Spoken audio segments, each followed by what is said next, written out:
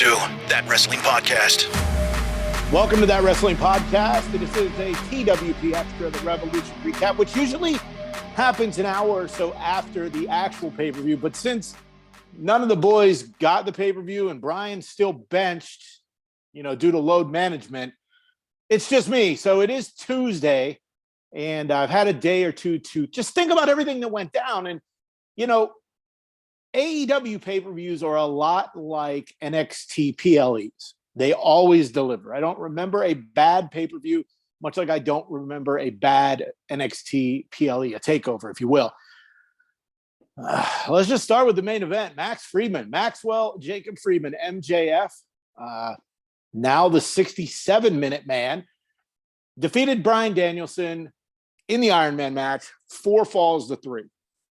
I originally thought it'd be like 7-6 or 6-5, but no. However, the one thing I did say on the show past Friday, he did get disqualified. My suggestion was hit Danielson with a chair, take the disqualification loss, and then get a couple pinfalls. Now, he did that, but he kicked him in the dick. He did not hit him with the chair. Max got 2 pins, tied it up 2-2, and went from there. But overall, what Max did, he did prove he was the best wrestler in the world, and he proved all the naysayers, me included, that he could go 60 minutes. Now, prior to that, they acknowledged that his longest match was 38 minutes. Now, I didn't know that fact until the pay-per-view. Excalibur, Shivani, and Taz killed it. The MVPs of the pay-per-view. They did so well, especially during that main event. And for me, I could have went, but I wasn't sitting through a 60-minute match with no commentary. So commentary definitely made the 60 minutes go very fast. And what I was really happy about, it was the actual time. I started a stopwatch right when the match started, and it ended at 60. I didn't like the sudden death thing. It's been done before, much like everything else in wrestling. However, I think we had to have it. We had to have a winner. And even though through nefarious means, MJF prevailed. And for me, that capped off an entire night of where this pay-per-view could be the turning point for AEW. And yes, I know Turning Point is an Impact pay-per-view name, but we'll get to my point as we go along. So MJF had me a little worried. There's a lot of best in the world talk. We know what that means. And not just on TV, but online. And then even Ringside Collectibles, they put out a MJF CM Punk dog collar match for their Blood and Guts series. So I really thought we were going to get the return of CM Punk. And while I know it makes great money and great sense business-wise, I don't know what it does for morale of AEW. So another match that really won me over, not surprised, was the House of Black against the Elite. The House of Black won the Elite trios titles. And before the match, I tweeted that the House of Black needed a W, and I'm so glad they got it because the Elite don't need titles. It was just a make do for what happened at Brawl Out, but I'm glad that Malachi Black, Buddy Matthews, and Brody King are now the trios champions. And with all the factions that AEW has, I felt they bring something different than all the other ones. We've got notification that the Factory QT Marshall's group has disbanded. And that sucks because they had a lot of young guys, Lee Johnson. They had guys that that big Jack dude, hairy dude, I can't think of his name right now, Cole Carter. They had young guys, but they are disbanded. And if you've been watching Dark, and you have to be the hardest of the hardcore to watch Dark, you know what QTV is. We'll save that for another conversation. So hopefully we'll get more of that, and QT can prove that he is worth what he is, because he has a documentary about his career and it is amazing. Go search that out. The tag title match, 4-way scramble. We got the return of FTR, which I'm excited for because those are my guys. But I'm more excited for the fact that the Guns retained, only because with MJF winning, homegrown. The Guns winning, homegrown. And even though the Acclaimed are homegrown, I like that they're going to try to build this tag division off the Guns for a while. Danhausen and Orange Cassidy, there was one moment where I thought they were going to get it, but they didn't. And overall, just it was a bit of a cluster, but we got something good out of it with the Guns retaining. A Texas death match in San Francisco turned out to be very controversial on Twitter. And what I mean by that, it was the I love the blood versus I don't love the blood people. For me, I don't get off on the blood, but it doesn't turn me off either. And for, the joke that I made on Friday's show, like, it's a Texas death match in San Francisco where one guy's from Cincinnati and another is from Virginia. And I had to clear it up to somebody that it's not Cowboy Adam Page, it's Hangman Adam Page. He just does cowboy shit. And he won the match by hanging Mox over the ropes with the chain. So he lived up to his nickname, the Hangman. Now, I'm curious to see what happens next. Much like Max, much like the Guns, Hangman essentially is homegrown.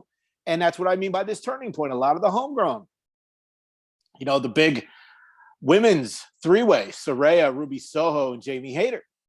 We got Jamie Hayter winning again, another homegrown talent. And that's why I'm saying this was a turning point. Now, what really sucks, Joe actually, surprisingly, made a good point on this past week's show that he wanted Ruby Soho to be like Diamond Dallas Page. Now, when WCW had to deal with the NWO, they wanted Paige.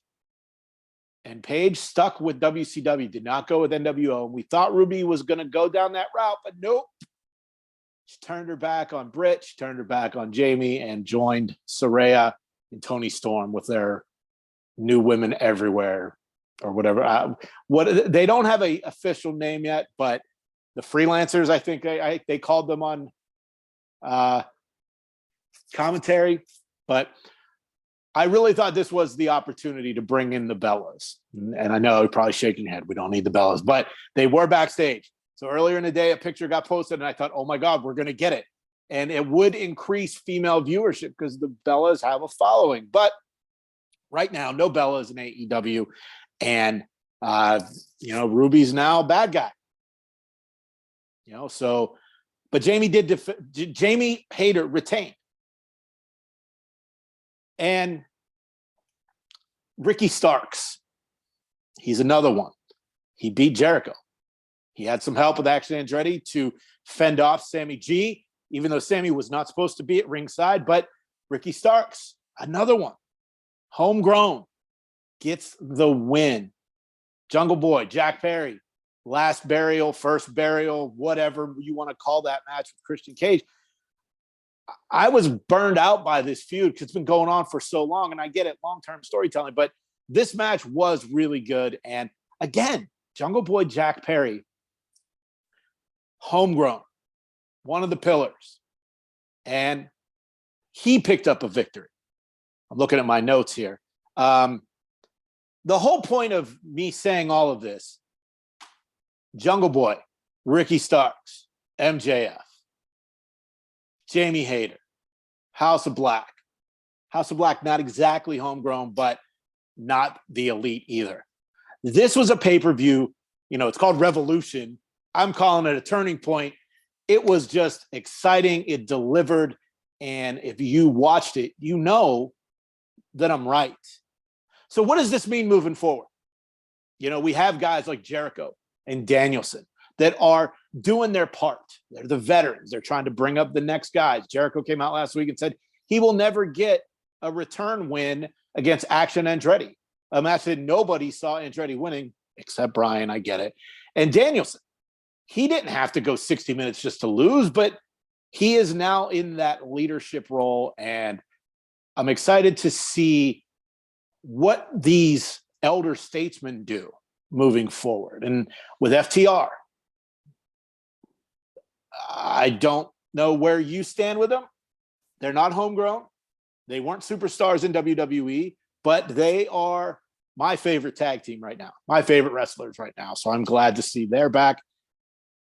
And, the Chicago-sized shadow that's over AEW with all this talk about CM Punk, like I said earlier, if it makes dollars, it makes sense. And hopefully they can get their shit together and make some really, really good TV. Because while I am a WWE guy, I love watching AEW. It's the superest of super indies, if superest is a word. So make sure to follow us online at That WrestlePod, Twitter, Instagram, Facebook, TikTok. You can subscribe to our YouTube channel. If you're watching this, thank you. It's at That Wrestling Podcast.